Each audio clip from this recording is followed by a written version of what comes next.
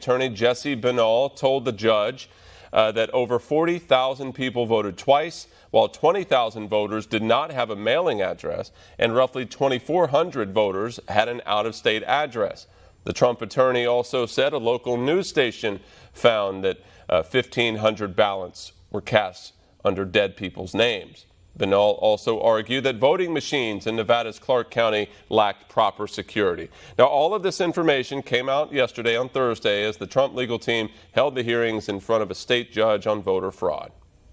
The questions are, how did this happen? Who's responsible? And what do we do about it? In Carson City, Nevada, the president's legal team continues the battle for election integrity following the reveal of repeated instances of fraud. On Thursday, Trump campaign attorney Jesse Binnall addressed the court by saying early policy decisions made by state election officials set the state up for failure months before the election ever took place. It became a real problem in this election, and it was not an unforeseeable problem. It was a problem that people were making clear all along, that there was going to be issues if we didn't take robust efforts in order to make sure that every voter was only voting once. Binnall specifically highlighted changes to general election procedures that removed restrictions on mail-in voter registration. This was made worse, as Mr. Gessler's expert testimony makes clear, by the legislature's decision to adopt AB 4 and take us to a system of universal mail voting at very much the last minute.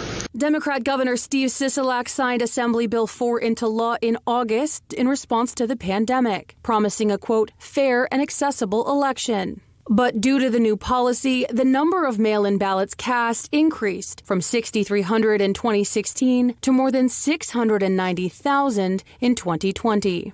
Come Election Day, the wave of mail-in ballots on top of record-high in-person turnout overwhelmed poll workers. As a result, there was a system that was ripe for the picking when it came to fraud. And the fraud came.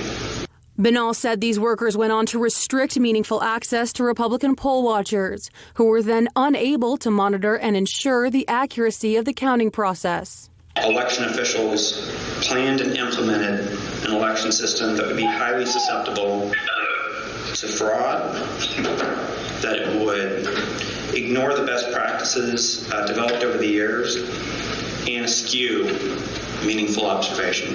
The president's campaign has argued in every state where it has filed a lawsuit that the push for election integrity supersedes any political agenda, and that upholding the integrity of American democracy is the primary goal of their legal battle. Transparency is not political. Transparency is something that is necessary for us to have a democratic election, to have integrity in that